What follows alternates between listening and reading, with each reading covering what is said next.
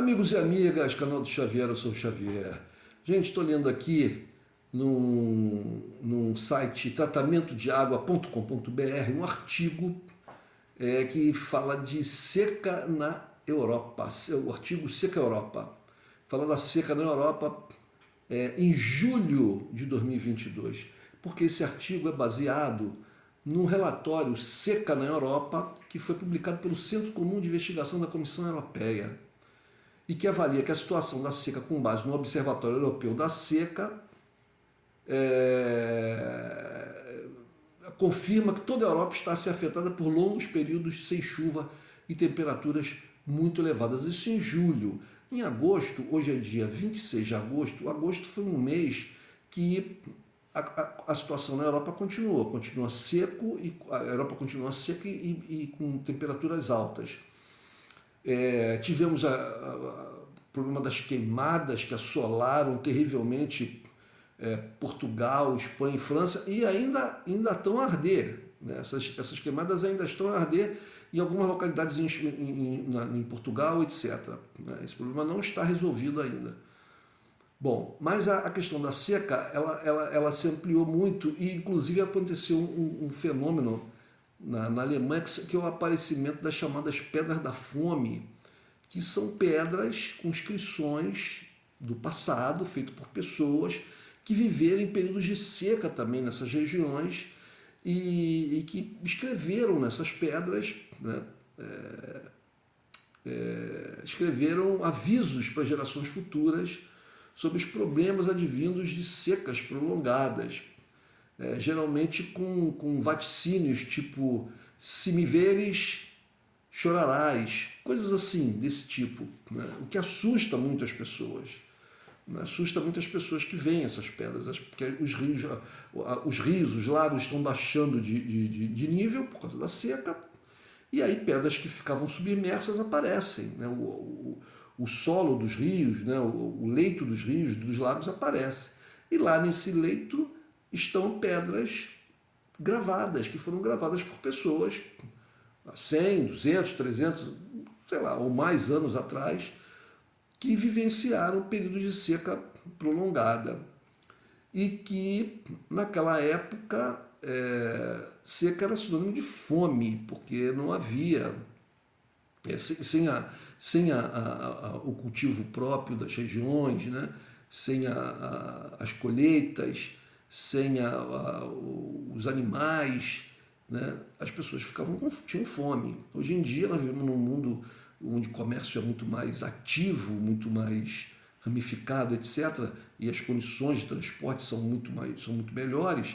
Então, se falta determinado alimento numa região, pode-se trazer esse alimento de outras regiões. Né? Se está tendo seca numa região, você pode trazer alimentos que sejam produzidos em outras regiões onde não tem seca. O problema é que isso tem um custo.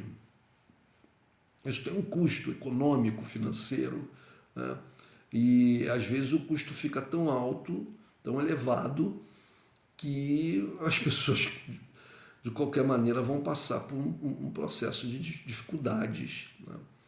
Então é muito assustador ver uma pessoa que mora perto de um rio, de um lago, de uma lagoa, de repente ver essa lagoa baixar o nível da água, baixar como você nunca viu na sua vida, e aparecerem, né, emergirem pedras, inscrições nas pedras, alertando para que, se você está vendo aquelas inscrições, é porque você vai ter uma situação muito difícil no futuro próximo, no decorrer do tempo, a partir daquele momento.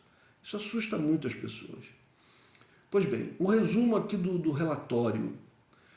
A seca severa, que afeta várias regiões da Europa desde o início do ano, continua se expandindo e se agravando. As condições secas estão relacionadas a uma ampla e persistente falta de precipitação, combinada com ondas de calor precoces em maio e junho. O grave déficit de precipitação tem impactado amplamente as descargas dos rios em toda a Europa. A redução do volume de água armazenada está causando graves impactos no setor de energia, tanto para a geração hidrelétrica quanto para sistemas de refrigeração de outras usinas. É a tempestade perfeita, né, gente? Tempestade perfeita. Os governos dos países europeus, tomados por um pan-europeísmo exacerbadíssimo, né? Indignadíssimos com a invasão da Ucrânia pela Rússia, resolveram, seguindo as ordens do seu senhor maior, os Estados Unidos da América do Norte, criar toda uma série de divergências e de atitudes hostis em relação à Rússia. Isso redundou na diminuição da oferta. Os europeus vêm falando há anos que tem que se libertar da dependência do gás russo, né, das cadeias, né, e das correntes do gás russo, que eles são explorados pelos russos, etc, etc, etc. E aí os russos foram diminuindo o fluxo de gás, diminuindo, cortando de alguns países, porque deixaram de não aceitar as condições russas, que era pagar o fornecimento de gás em rublo, e aí os russos foram cortando. O que aconteceu? Aconteceu que esses países europeus não têm gás para substituir o gás russo, né? Não tem outras fontes para substituir, para a produção de energia, para substituir o gás russo. Então estão entrando em parafuso, né? Veja, por exemplo, o caso da Bulgária, né? Um país extremamente agressivo com relação à Rússia, né? Retoricamente falando, obviamente, porque não tem condições sozinhos de enfrentarem a Rússia, mas se ancorando na OTAN, etc., levar a cabo uma política retórica muito exacerbada contra os russos. Houve o corte do gás, e aí eles tiveram que voltar atrás e dizer que não podem ver sem o gás russo. O governo de lá caiu, vai ter eleição agora em outubro, e, bom, estão numa situação dificílima, né? Estão numa situação muito difícil. E os outros países europeus estão fazendo o mesmo. A Alemanha, um país vassalo, toda a Europa, né? Mas a Alemanha está mostrando que é um país vassalo dos Estados Unidos. A Alemanha é uma grande potência industrial, né? A gente pode até dizer que a Alemanha é a maior potência industrial do mundo, porque, dado o seu tamanho, o tamanho da sua população, né, ela produz muito mais do que a China, do que os Estados Unidos, ou do que qualquer outro país, né? Dado o seu tamanho. Até algum tempo atrás, a Alemanha, não muito tempo atrás, há poucos anos atrás, a Alemanha era o maior exportador de produtos industrializados do mundo. Foi ultrapassado pela China, né? Mas a China tem 1 bilhão e 400 milhões de habitantes. A Alemanha tem por volta de 80 milhões. Né? A Alemanha tem uma área geográfica menor do que Minas Gerais. A China é maior do que o Brasil, geograficamente falando, né? Então, se comparar com os Estados Unidos, é mais ou menos a mesma coisa. Então, dados essas informações, a gente percebe que a Alemanha é uma potência industrial e, no entanto, é um país ocupado militarmente pelos Estados Unidos. Alguns dizem que existem mais de 100 bases militares americanas na Alemanha. Existem algumas bases grandes e importantes, mas parece que existem outras pequenas bases, mais de 100 bases só na Alemanha. E o que os americanos fizeram durante os últimos anos foi conseguir, por meio de financiamento, por meio dos seus think tanks e de instituições criadas em conjunto e tal, forjar uma geração política em vários países da Europa, de modo que, por exemplo, as pessoas que fazem parte do governo atual da Alemanha são gente dessas formações, né? Desses incentivos, desses apoios que os americanos deram, né? a muita gente na política desses países.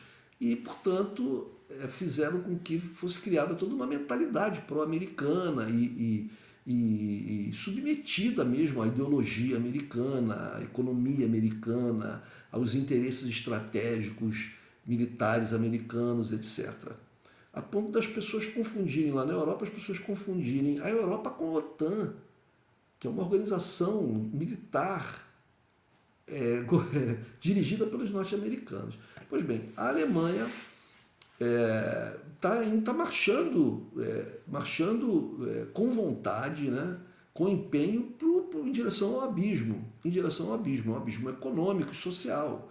Muitos alemães estão saindo da Alemanha com medo do inverno, porque se a situação está ruim agora, imagine como será no inverno. Eles precisariam chegar no inverno, a Europa, né, precisaria chegar no inverno com as suas reservas de gás por volta de 80%. E a última informação que eu tive acesso é que eles estariam por volta de 55%.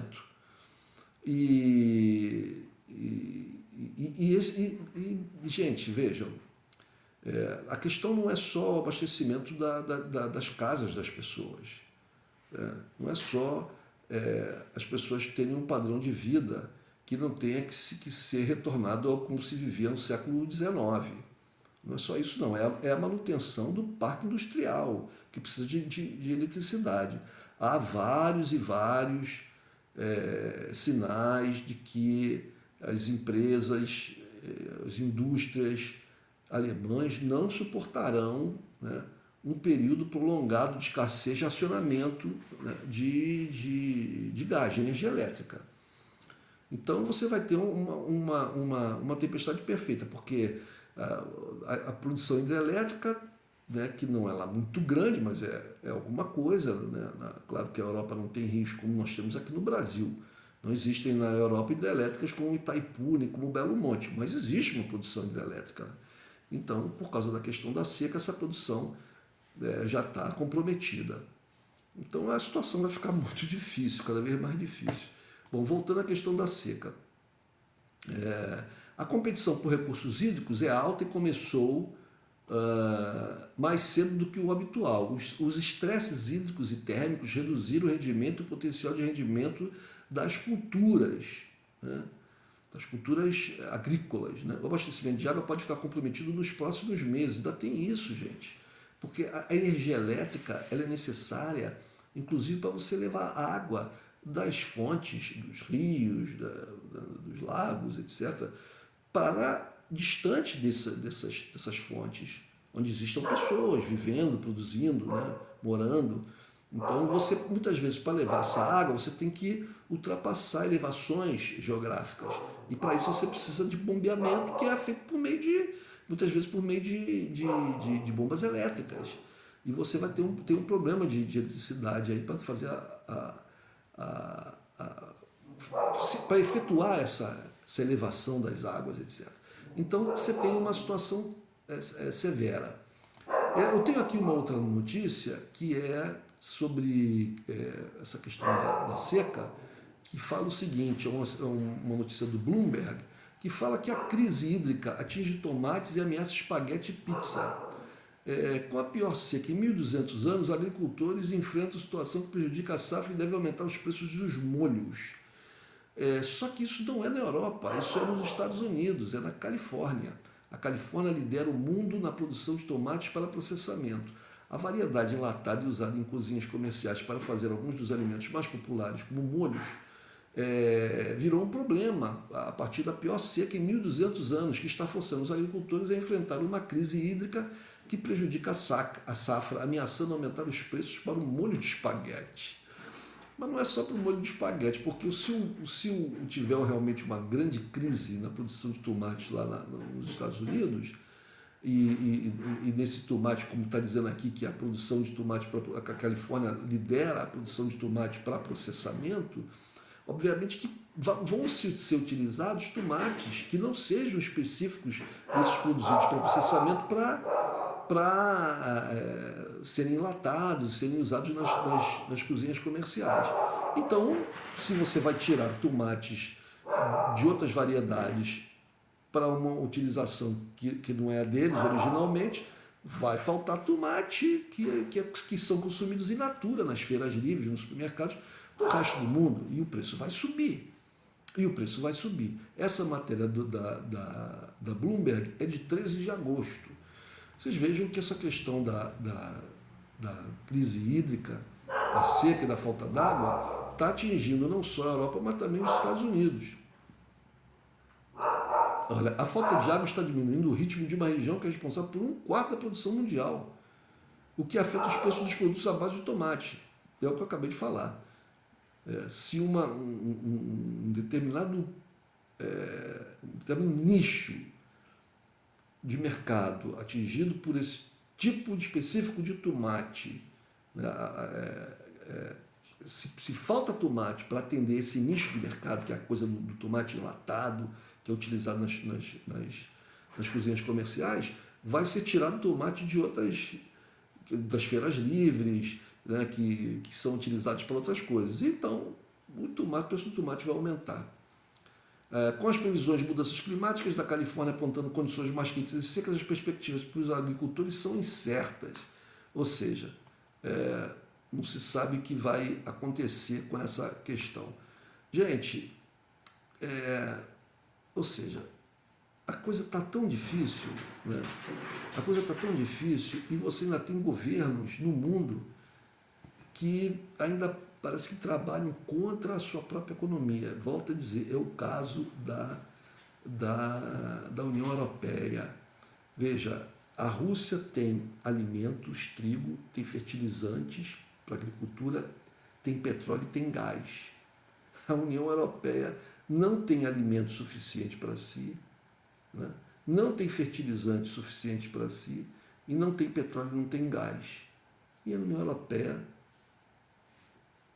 faz uma guerra, porque a União Europeia, através da OTAN, está fazendo uma guerra contra a Rússia. A guerra não é entre a Rússia e a Ucrânia, a guerra é entre o eixo Europa, Estados Unidos, com o domínio americano, o comando americano, né? Mas que a Europa se deixou arrastar contra a Rússia. Vai faltar alimento, fertilizante e energia na Europa. Triste. Um abraço, gente.